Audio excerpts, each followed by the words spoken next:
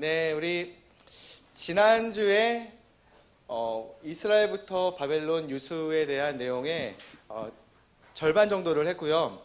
지난 이야기에서 중요한 점은 율법을 받았는데, 신의 산에서 율법을 받았는데 율법 받을 때에 죄를 짓고 있었죠.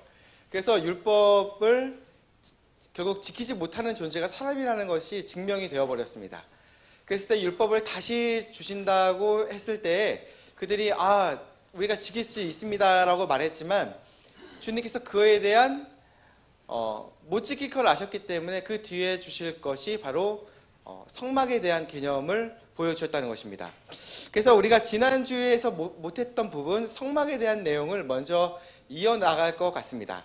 오늘 내용은 사실 지난번 시간에서에 대한 이야기들과 연장선에서 계속 흐름이 된다고 생각해 보시면 될 것 같습니다. 오늘 먼저 볼 게 일단 성막인데, 성막을 혹시 그림으로 그리실 줄 아시나요? 그러니까 어떤 내용이, 어떤 기구들이 있는지에 대해서는 기본적인 개념 정도는 알고 계시는 게, 왜냐하면 그 히브리서에 대한 내용도 그렇고 성경의 많은 내용들이 이 안에서에 대한 개념들이 사용되기 때문에 꼭 알아두시면 좋으실 것 같습니다. 잘 모르신다 하더라면 지금 한번 같이 우리가 그림을 그리면서 하나씩 한번 생각해 보겠습니다. 먼저 성막이 있었습니다. 하나님께서 성막이라는 걸 주셨는데, 여기가 50큐빗, 여기는 100큐빗이었습니다. 큐빗이라는 것에 대한 척도는요, 사람의 팔꿈치서부터 손끝에까지 어떤 한 45에서 한 50cm 뭐 이 정도에 대한 거인 것 같습니다. 이 정도 길이를 가지고 100큐빗 이렇게 했을 때가 이쪽 라인, 이쪽이 50큐빗, 직사각형 형태였습니다. 근데 성막에 대한 모든 이야기들은 우리가 알고 있는 예수님에 대한 내용과 매치가 된다는 거, 이거에 대한 모형의 실제가 예수님이시기 때문에 우리가 하나씩 한번 예수님과 더불어 한번 생각해 보도록 하겠습니다.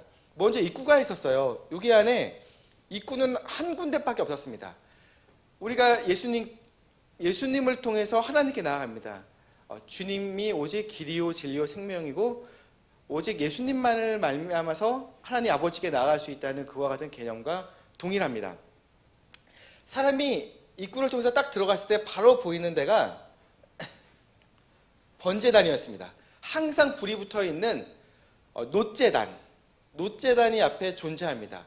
딱 입구에 들어갔을 때 바로 발견되는 거, 하나님께 나아갈 때 처음 발견되는 거, 나의 죄가 씻음받아야 된다, 나의 죄가 처리돼야 된다, 죄가 처리돼야 된다, 이것을 분명하게 보여주는 게 놋제단인데, 두 가지 개념을 할 수 있습니다. 놋제단은 항상 불이 꺼지지 않는 곳이기 때문에 죄가 불타는 곳, 나의 죄가 불타는 곳, 결국 지옥을 설명할 수 있고, 그곳에서 고난당하신 하나님의 어린 양, 희생물이 불타니까 우리가 예수님을 알 수 있다라고 생각할 수 있습니다. 또 안에 더 들어가게 되면 놋제단 다음으로 발견되는 것은 이렇게 놋으로 된 물 두멍이 하나 있습니다. 즉 하나님께 더 나아가고자 한다면은 또한 나갈 때 발견되는 것이 그잖아요. 사람이 그동안에 밖에서 이렇게 막 어떻게 살다가 들어가자고 했을 때 죄가 씻김 받아야 된다는 거, 내 자신을 돌아봐야 된다는 그와 같은 진리를 이게 기억하게 되는데, 이 뜰에 대한 그 두 번째에 나오는 것은 물 두멍인데, 이 두멍은 씻기는 것을 말하기 때문에 하나님의 말씀, 그러니까 사람의 죄를 씻기시는 즉 하나님의 말씀, 또한 말씀으로 오신 예수님, 이것을 또한 생각해 보게 됩니다. 뜰을 지나서 더 안에 들어가게 되면 하나님의 거룩한 장소에 들어가게 됩니다. 이곳에 또한 입구가 하나밖에 없습니다. 이곳은 지성소라고 말하고, 이 안에 있는 그대를 지성소, 이 안에 있는 것을 성소라고 말합니다. 거룩한 곳, 지극히 거룩한 곳, 이런 의미입니다. 성소 안에 들어가게 되면은 우리가 이 안에서 세 가지 기구를 발견하게 되는데, 첫 번째가 메노라라고도 말하는, 히브리어로 이렇게 말하는 촛대를 발견하게 됩니다. 이 안에서 발견할 수 있는 빛은 유일하게 이 금촛대, 7개의 가지를 가지고 있는 금촛대입니다. 세상의 빛이 되시는 하나님, 결국 예수님을 보여주고 있습니다. 또 이 건너편에 보게 되면은 보여주는 빵이 빵이 이 안에 이렇게 있습니다. 그러니까 테이블이 있어서 빵들이 이렇게 보통 진설병 이렇게 말하는데, 그러니까 빵들이 보여주는 빵들이 이 안에 놓여져 있는 테이블이 있습니다. 이것은 또한 우리가 알다시피 성막이 있을 때에 광야 생활을 했는데 사람들이 농사를 짓고 그러지 않더라도 하나님이 다 먹이셨잖아요. 모든 공급이 되어 주신 하나님의 그 빵, 즉 만나를 통해서 충분히 하나님께서 모든 사람들을 먹이셨습니다. 동일하게 모든 사람들의 유일한 공급은, 실제 공급은 하나님 자신이시라는 거, 빵이신 예수님을 보여주십니다. 그리고 또한 그 빵이라는 개념은 또한 우리를 위해 부서지신 그리스도를, 빵 먹을 때 우리가 뭐 피자 먹을 때 싹 말아가지고 한 입에 드시나요? 아니시죠? 빵을 찢어서 우리가 먹지 않습니까? 동일하게 우리가 그 은혜를 얻고자 했을 때 우리를 위해 찢기신 그리스도를 보여줍니다. 이곳에는 또한 향로가 있어서 향기가 올라갑니다. 향기가 올라간다, 향기가 된다는 것은 성도의 기도를 또한 설명할 때도 있지만, 또한 그 근본적인 그 의미로는 우리를 위해 중보자 되어 주시는 그리스도, 우리를 위해 항상 기도해 주시는, 어찌 보면 우리를 위해 대변해 주시는 예수님을 발견하게 됩니다. 이곳에서 지성소로 들어가고자, 성소에서 지성소로 들어오자 했을 때 여기에 또한 하나의 천막이 발견됩니다. 이곳에 들어가는 것은 아무나 내가 들어가고 싶어서 들어가는 것이 아니라 오직 그 데이 오브 어텀먼트라고 하는데, 네, 대제사장이 1년에 한 번 약속된 날에 언약의 피를 가지고 제비뽑기 돼가지고 당첨이 되면 하나님이 너가 들어갈 수 있어 이렇게 하는 거예요. 그러면 그거를 가지고 언약의 피를 의지해서 들어갑니다. 그렇잖아요. 사람이라는 게 자신의 죄가 먼저 드러나고 죽을 수밖에 없다는 것들을 발견할 텐데, 그가 유일하게 살 수 있는 거, 하나님의 지극히 거룩한 곳에 들어가더라도 살 수 있는 이유, 하나님의 어린 양, 즉 언약의 피를 가지고 왔기 때문인 거죠. 이것은 예수님을 또한 보여줍니다. 우리를 위해 단번 속죄로서 죽어주신 그리스도. 그것을 왜 말하냐?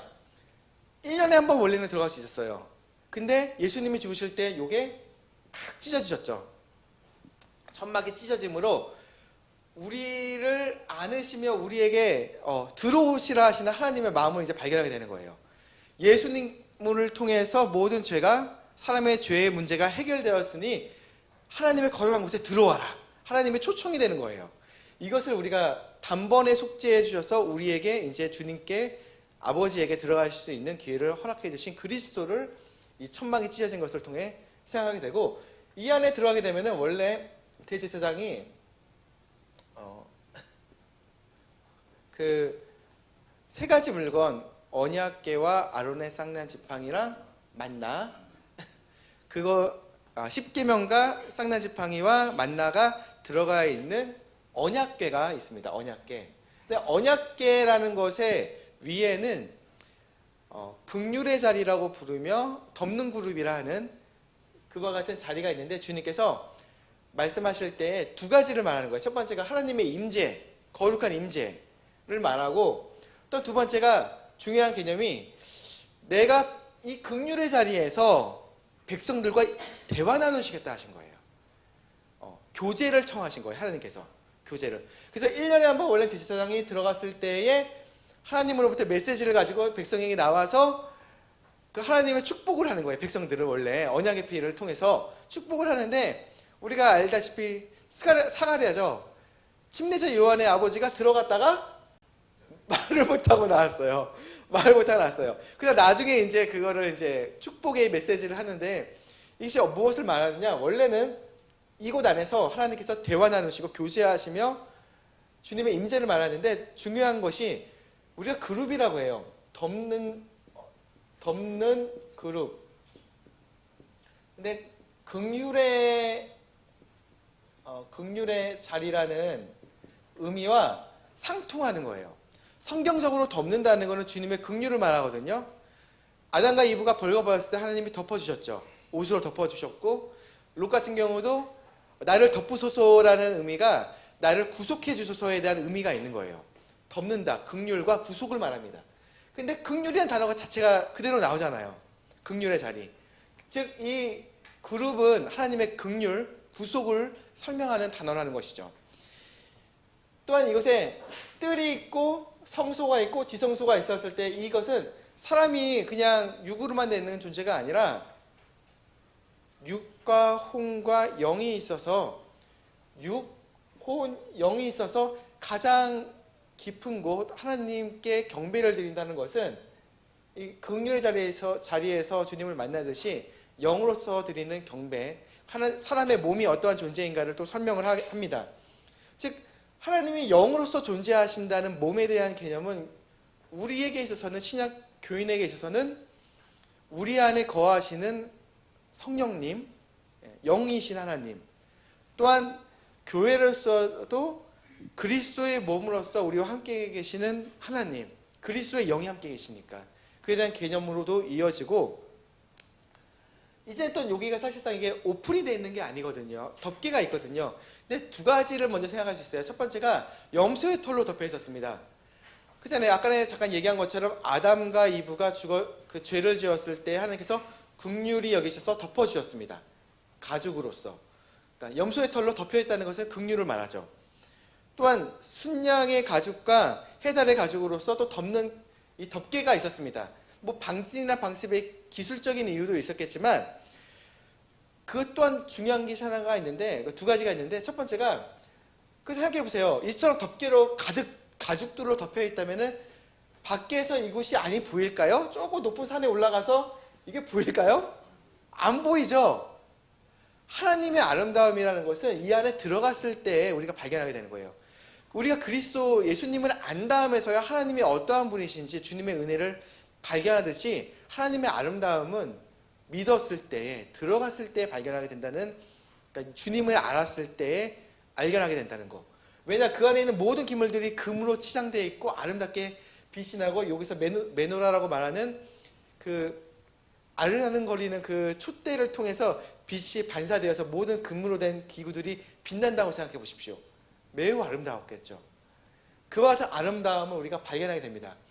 또 첫 번째, 그러니까 황금으로 된 그런 아름다움, 하나님의 신성을 보여준다면, 두 번째가 있는데, 이 안에 있는 기물들이 어떻게 되냐면은 우리가 생각했을 때 그냥 아름답게 이렇게 반짝반짝 거렸구나라고 생각해서는 안 돼요.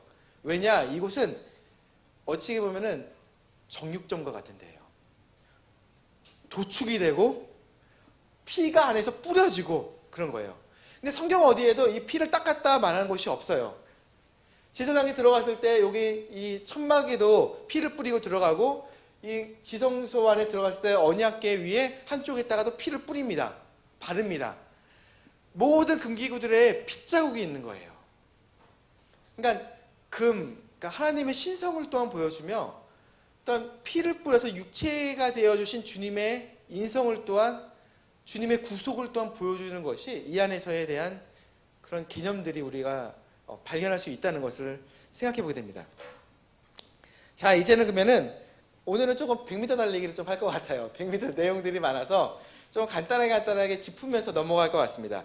76페이지를 보게 되면은 가나안 땅에 이제 입성을 하게 됩니다. 첫 번째, 하나님께서 들어가라고 말씀하셨을 때 그들이 들어갔나요? 믿음으로써 고백하지 못했습니다. 그들에게 약속이 있을지언정 믿음과 더불어서 발견되지 않았을 때에는 허락되지 못했던 거예요. 그래서 38년 동안 방황을 하다가 다시 들어가게 되었습니다. 그랬을 때 사람들의 숫자가 1820명 정도 감소가 되었습니다. 얼추 비슷한 것이죠.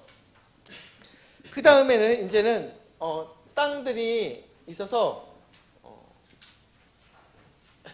가나안 땅에 들어가게 됐는데, 먼저 유다가 있었고요. 유다, 루벤, 여기가 시므온 있죠. 시므온이 이 안에 속해 있고, 유다 땅 안에 속해 있고요. 그리고 베냐민이 있고, 원래 단이 여기 있었습니다. 단. 그리고 에브라임, 므낫세, 스불론, 이사갈, 그 다음에 아셀이 있고, 잠깐만, 납달리가 있고, 근데 단지파가 원래 허락된 데는 제비뽑기를 통해서 이 땅을 받았는데 이상하게도 올라갔어요. 사사기를 보다 보면은 그 어디 지역이죠? 라이스라는 지역에 가가지고 자기네 땅을 점령을 해서 단이 됐습니다. 그랬을 때 이스라엘 땅을 보통 말했을 때는 단부터 브엘세바 이렇게 얘기를 하거든요. 단부터 브엘세바 이렇게 표현을 합니다. 그리고 요단강 건너편 쪽에는 므낫세 반지파, 므낫세가 이쪽에 한쪽이 있고 여기에 반이 있습니다. 그리고 갓과 루벤 이렇게 땅을 나눠 가졌습니다. 왜 이걸 얘기를 제가 어렵게도 이렇게 그림을 먼저 그렸느냐? 이것은 그 땅을 얻는다는 것은 야곱의 축복과도 사실 이게 어떻게 성취가 되었느냐가 나오는 거예요. 우리가 야곱이 그 아들들을 하나씩 축복을 했다는 이야기를 들었습니다. 이스라엘이 받은 축복이 세 가지가 있었습니다. 우리가 기억나시나요? 아브라함을 통해서 얻은 축복 첫 번째가 이 정도 기억하셔야 됩니다. 씨에 대한 축복, 씨를 주신다. 그리고 땅을 주신다, 두 번째. 그리고 세 번째, 복을 주신다. 이것들을 했습니다. 그러면 우리가 하나님께서 이스라엘을 통해 가지고 이스라엘의 자식들을 12명을 이제 축복을 하는데 그들에 대한 축복이 어떻게 성취가 되었느냐를 한번 생각해 보겠습니다. 창세기 49장을 보게 되면은 먼저 루벤이 나와요. 장자죠. 원래 장자는 몫을 2개를 받죠. 다른 아들들보다 장자의 권리가 있습니다. 원래. 근데 그 이스라엘이 말하기를 내가 물같이 불안정하여 탁월하지 못하니 이는 내가 내 아버지의 침상에 올라 그것을 더럽혔기 때문이라. 이게 뭔 얘기냐? 아버지의 첩이었던 빌하랑 누웠습니다. 잠을 잤어요. 그러니까 아버지가 축복을 못 하겠는 거예요. 그러니까 장자권이 내려갑니다. 장자권을 루벤은 탈락. 그 다음에 시몬과 레위는 무엇을 했느냐? 말하기를 잔인한 도구가 그들의 거처에 있도다라고 말했어요. 무슨 얘기냐면은 자기네 누이였던 디나가 욕보임을 당하니까 세겔 사람들을 다 죽여버렸습니다. 근데 그것이 이스라엘에게 있어서는 그게 걱정거리가 되었어요. 걱정거리가 됐어요. 그러니까 즉 레위랑 시므온은 살육하는 그런 것에 대해서 이스라엘이 싫어했다는 거예요. 그래서 둘 다 탈락. 게다가 레위 같은 경우에는 자신의 상속 몫을 하나님이 그분들의 상속 몫이 되었기 때문에 땅에 대한 것은 일부 도시들만 도피성만 받고 그 주변에 있는 땅들만 얻었지 이와 같이 큰 영토를 얻지는 못했어요. 그러니까 시므온이랑 레위도 땅에 대한 장자권들이 탈락. 유다가 그래서 이제는 얻게 되는 거예요. 말하기를 실로가 오실 때까지 홀이 유다를 떠나지 않으며, 홀이라는 것은 왕권을 말합니다. 그러니까 왕권이 메시아가 유다에게서 나온다. 스불론은 바다 항구에 거하니, 스불론 바다 쪽에 시돈 쪽에 거했죠. 예, 보이시죠? 그렇게 성취됐고요. 이사갈은 사실상 그 조금 조용히 섬기는 그와 같은 어떤 특성들에 대해서 이야기를 한 것 같습니다. 그리고 단, 길가의 뱀이요. 사실 단은 그 이스라엘한테, 그러니까 그 요셉을 판 다음에 형들이랑 이제 형제끼리 얘기할 때 아버지한테 거짓말하자 얘기를 했어요. 단은 거짓말을 하고 뭔가 불화하는 그와 같은 일들을 계속 했습니다. 단지파가 그와 같은 특성이 있었기 때문에 나중에 나왔을 때는 뱀으로 비유가 됩니다. 그리고 실질적으로 단지파는 요게 있다가 올라갔는데 나중에는 항구 쪽에 거한다면서 뭔가 해양 세력으로서 사라지는 듯한 그런 뉘앙스가 나오고, 요한계시록에서도 14만 4천 명에 나오지가 않습니다. 이름이 거론이 안 돼요. 그걸로 봤을 때 단지파가 우리가 알 수는 없지만 어떤 잘못된 길로 빠졌고, 또한 적그리스도가 그곳에 나오지 않을까에 대한 것이 성경이 좀 설명한다고 생각해 볼 수가 있습니다. 그리고 이제 갓도 있었고 아셀이랑 납달리. 이 아셀은 사실상 이쪽이 그 레바논에 해당되는 좀 이렇게 좀 풍성한 지역이거든요. 강수량도 높고 항상 좀 이 뭐 유다처럼 덥고 이런 데가 아니에요. 그러니까 좀 좋은 어떤 곳으로 설명되고, 납달리 같은 경우도 암사슴으로 비유되는데 사슴이 어떤 상징이에요. 근데 사슴이라는 거는 그 보통 우리가 우리 뭐죠? 도토리라고 하죠. 도토리 나무. 도토리라는 그 상수리 나무가 사슴이라는 말과 어원이 같아요. 예, 그 어근이 같아요. 어근이. 그렇기 때문에 이 납달리가 살았던 이곳이 우리가 시편 49편인가요? 29편.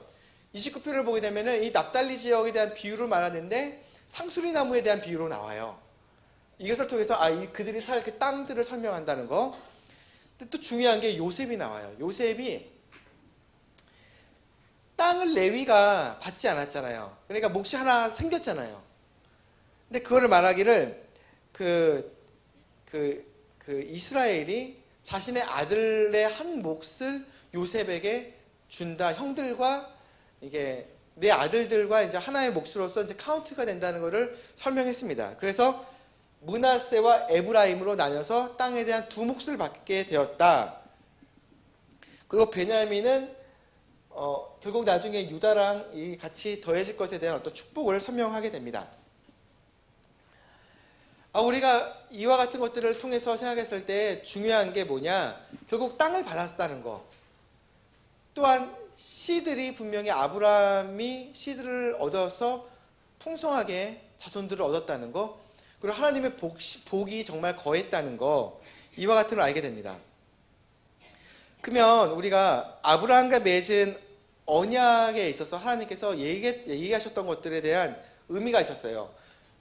내가 지금 땅을 안 줘. 왜냐? 지금 그 아모리 족속의 불법이 이게 가득 차지 않았고 너희 자손들이 이집트 땅에 갔다가 와야 되고 이와 같은 이야기들을 했는데 그것에 대한 의미가 무엇이냐?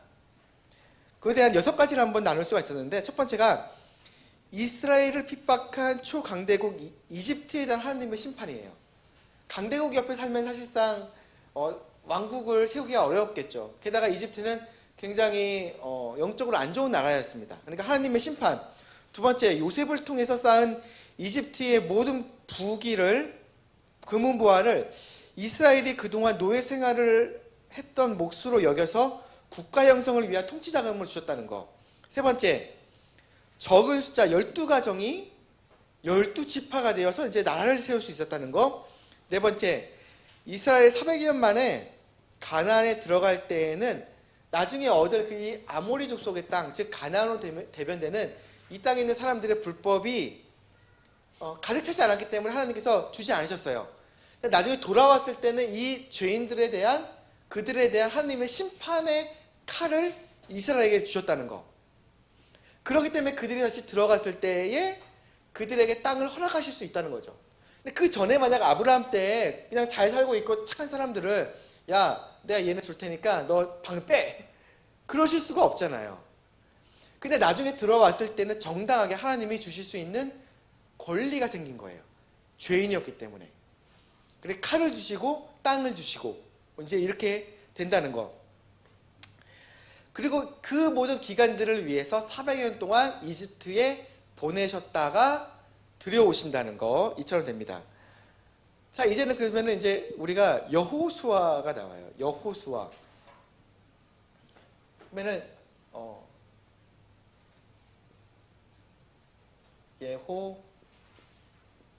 여호슈아 이렇게 되고, 그러니까 원래는 호세아예요. 호세아. 여호수아의 이름은 원래는 호세아인데 호세아를 모세가 야 아니야 너 이름 바꿔 이제부터 여호수아야 이렇게 말했어요. 호세아를 여호수아로 바꿨어요. 호세아는 성경도 호세아라는 이름이 있죠. 호세아서. 호세아는 구원이에요. 근데 모세가 말하기를 아니야 이제부터 좀 더 분명하게 얘기하렴. 여호와께서 구원하신다. 여호수아야. 여호와께서 구원이시다. 이렇게 얘기를 했습니다. 근데 여호수아 우리가 조슈아라고 하는데 이게 원래는 히브리어 이름이잖아요. 히브리어 이름. 근데 야로 끝나요. 여호수 아니까요. 아로 끝나죠. 아로 끝납니다. 아 하는 발음으로 끝나는 거예요. 근데 하고서 그런 그 발음이 우리도 그렇잖아요. 만약에 이렇게 전혀 우리 발음을 그러니까 우리가 가까이 살고 있지만은 일본 사람들이 우리나라 발음을 받침 발음을 잘 못하잖아요. 동일하게 사람 이름에다가는 중요한 게 그리스어 같은 경우는 사람 이름 끝에 남성 같은 경우는 오스로 끝나요. 그리고 오스로 끝나는 대신 남성 단수는 이처럼 끝나는데 무조건 사람 이름 끝에는 오스가 들어가야 돼요. 이와 같은 개념이 있어요. 그러니까 예수 했을 때는 이렇게 끝나는데 결국 이렇게 S 발음이 떨어지면서 이처럼 끝나야 되는데 아로 끝나니까 발음이 안 되는 거예요. 사람 이름이 아닌 거예요. 그러니까 그때 무조건 붙여야 되니까 그래서 생긴 게 우리가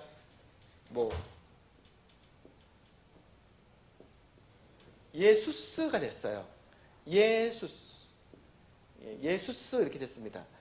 근데 그리스어로는 이렇게 됐고, 근데 우리가 라틴어 했으면은 조금 더 우리가 알다시피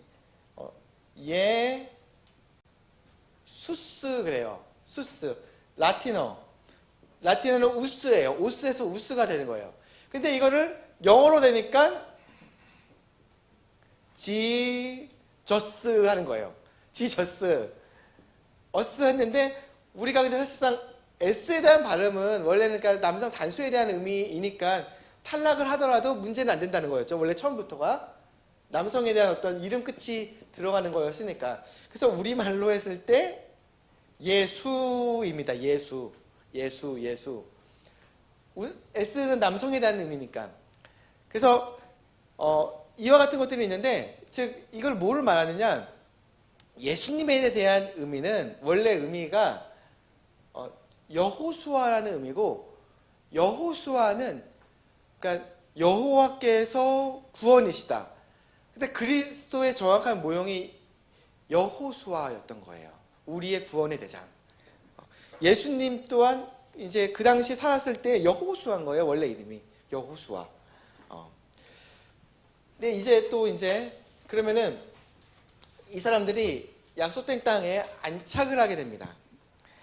이집트 땅에서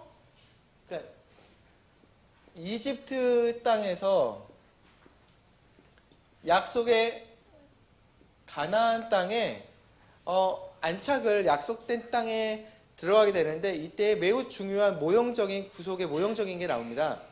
뭐냐? 이집트 땅에서 그러니까 들어가기 전에 이집트 땅에서에 대한 누가 죽었는지에 대한 어떤 의미가 나오는데, 첫 번째 그 여호수아기의 맨 마지막 장을 보게 되면 3명의 죽음이 연달아 기록이 돼요. 첫 번째가 통치자였던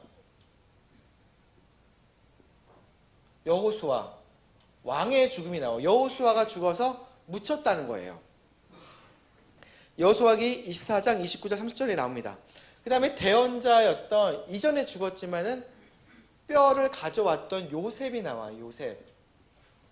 요셉은 대언자죠. 내가 죽거든 내 뼈를 이집트 땅에 묻지 말고 주님이 반드시 오시니까 내 뼈를 가지고 약속된 땅에 들어가서 묻으렴 얘기를 했어요. 그가 죽었지만 그가 했던 말은 반드시 하나님의 이름으로 성취가 되었다는 거예요. 대언자를 말합니다. 세 번째가 아론의 아들이었던 엘르아살의 죽음이 나와요. 기록됩니다.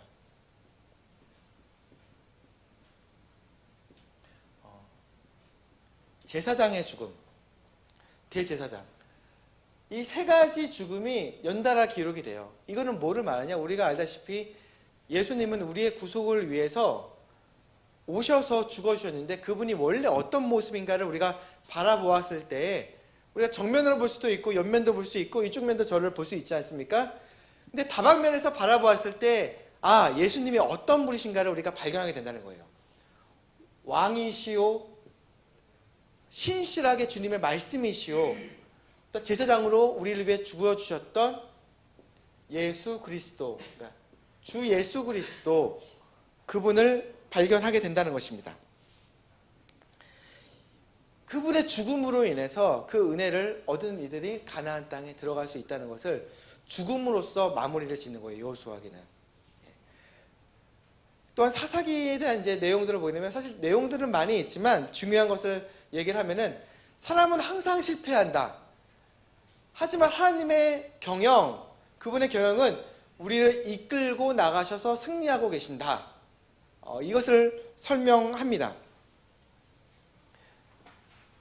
그러면 우리가 이제는 이 뒤에 있을 내용들은 많은 내용들이 이제 왕권에 대한 이야기입니다. 이전까지는 부족 국가적인 어떤 의미들이었다면은 부족 국가에서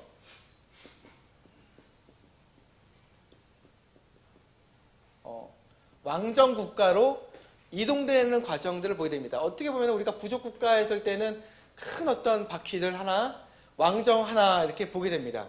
근데 이게 예를 들어서 자전거라면 프레임이 있고 자전거라면은 바퀴가 떼굴떼굴 굴러가가지고 주님의 계획대로 전진해 나가는 이스라엘이라는 그 모습을 보게 되는데 우리가 바퀴만 보게 돼요. 부족 국가, 완전 국가. 하지만 이것을 이동시키시는 것은 어떤 운동력이잖아요. 우리가 바퀴를 굴려야지, 페달을 밟고 체인이 굴러가야지 이게 굴러갑니다. 동일하게 이 부족국가와 왕정국가를 이어주는 중요한 키가 있는데 그것은 뭐냐? 룻기입니다. 룻기. 왜냐? 룻기는 뭐를 설명하냐면은 크게 두 가지를 설명해요. 첫 번째가 룻이라는 사람이 원래 이방인이었지만은 나오미를 통해 가지고 그 이스라엘에 더해져서 구속을 받죠.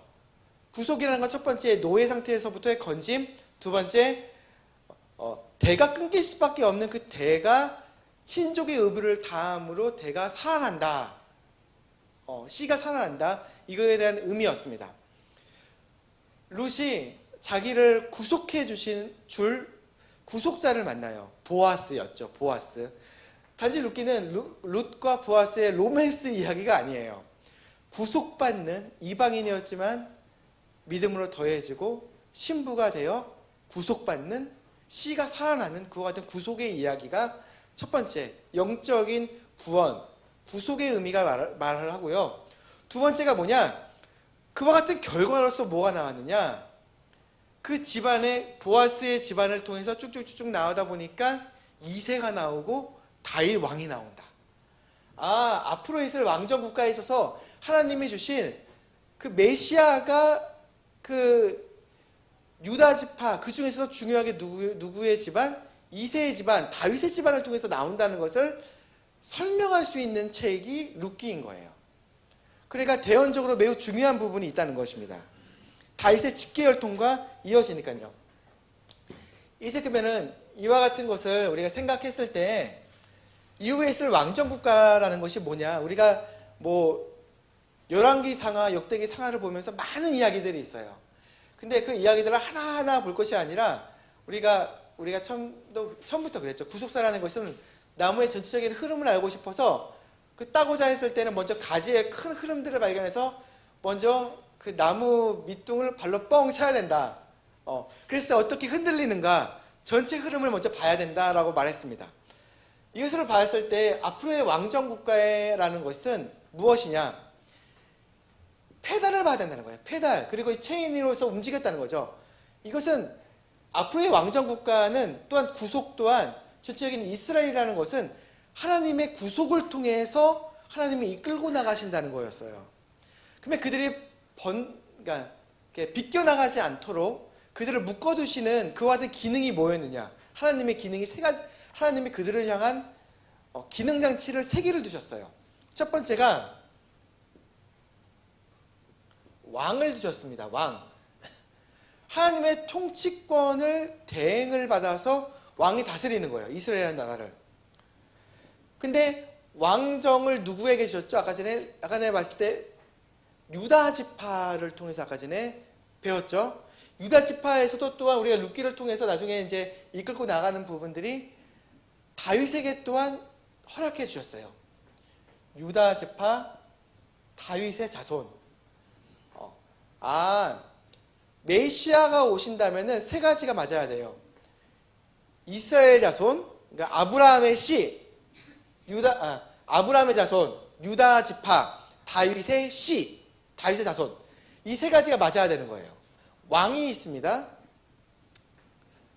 그리고 두 번째가 제사장이 있어요. 제사장은 사람이 죄를 지었을 때 하나님께 어떻게 구원받을지, 하나님께 어떻게 깨끗함을 받을지, 성화에 대한 어떤 그런 개념들을, 구원에 대한 개념들을 하나님께서 보여주시는 거예요. 제사장 제도를 통해서. 이것은 레위인에게 주셨습니다. 레위, 특히 아론의 아들, 대제사장이 그쪽에 나오죠.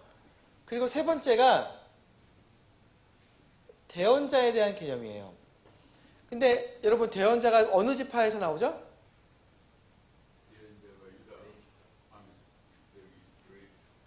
다 맞습니다. 12지파 중에 아무나 돼요. 그래서 하나님의 말씀을 대언한다는 것은 우리가 발람의 경우에도 하나님의 영이 임하니까 당나귀도 말을 합니다. 당나귀도 말을 할 수 있는 거예요. 실제적인 거는 뭐냐? 어느 지파에 속한 게 아니라 성령님이 임하면 사울도 대언하고, 성령님이 임하면 다윗도 찬양하고, 시편을 읊기도 하고, 성령님이 임하면 누구나 대언한다는 거예요. 대언자는 그와 같은 개념입니다. 성령님의 기름 부으심만 있으면 아무나.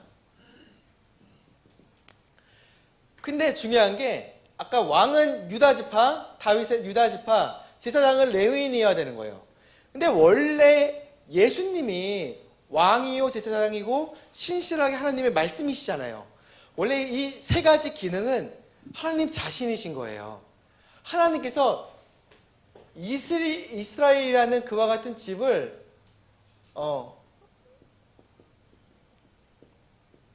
하나님이 원래 받쳐주셨던 거예요. 운영해 주셨던 거였으니까 그에 대한 대행으로서 사람을 이렇게 뽑아서 이렇게 해주셨던 게 왕정국가의 모습이었습니다. 근데 중요한 게 누군가가 나타나가지고, 사울이 그랬죠. 왕이었어요, 사울. 그러니까 초기에는 다윗에게 허락되기 전에는 사울을 먼저 뽑아주셨죠. 근데 다윗 이전에 사울이 왕이었는데 제사장까지 같이 하려고 했어요. 막 희생물을 드렸잖아요, 자기가. 그랬을 때 어떻게 됐죠?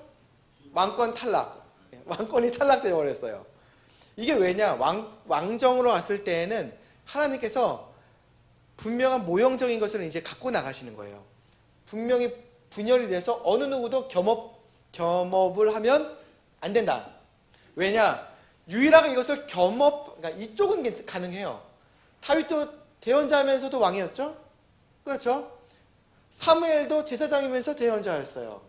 가능해요. 근데 이렇게 가능한 것, 특히 모든 것을 가능한 것은 유일하게 예수 그리스도, 원래 하나님 자신만이 가능한 것이기 때문에 이것은 매우 중요합니다.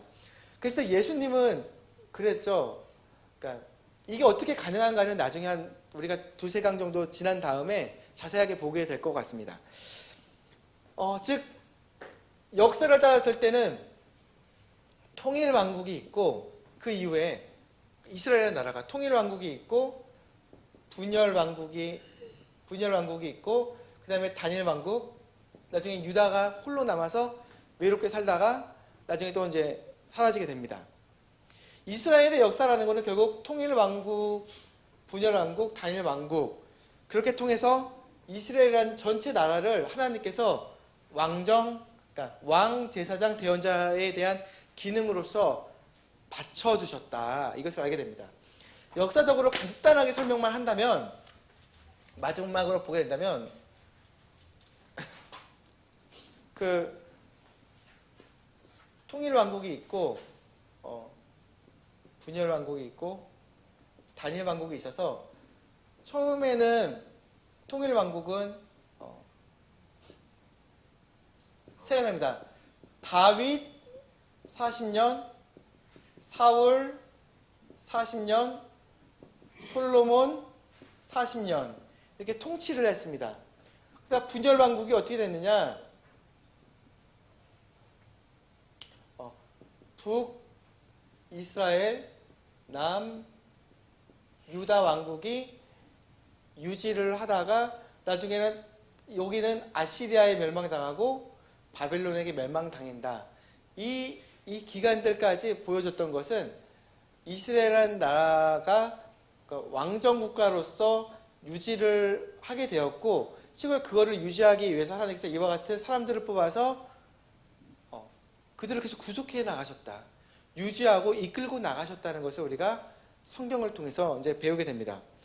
오늘은 좀 100m 달리기를 한번 했었는데, 여러분께서 이 내용들을, 이 프린트물들을 집에 가서 한번 꼭 다시 한번 보시게 되면은 조금 더 자세한 내용들이 설명되어 있으니까 이런 개념들을 머릿속에 두시면 성경을 읽으실 때 더 많은 그 은혜들과 또한 이해가 있을 거라 이렇게 믿어집니다.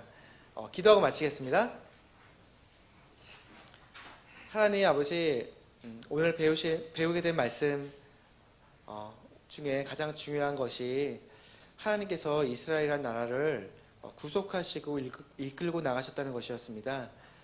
참 우리의 삶 또한 주님께서 우리를 구속하시고 또한 이끌고 나가심을 우리가 기억할 때에 감사드립니다. 우리가 주님께 맡겨진 이들로서 항상 주님의 손 안에서 진실되게 살며 주님께 드려야 될 감사와 경배를 드리며 주님 만날 때까지 살 수 있게 도와주시기 바랍니다. 오늘 있을 예배에 남은 과정들 또한 주님께서 이끌고 나가주시길 바라오며 예수님의 이름으로 기도드렸습니다. 아멘. 마치겠습니다.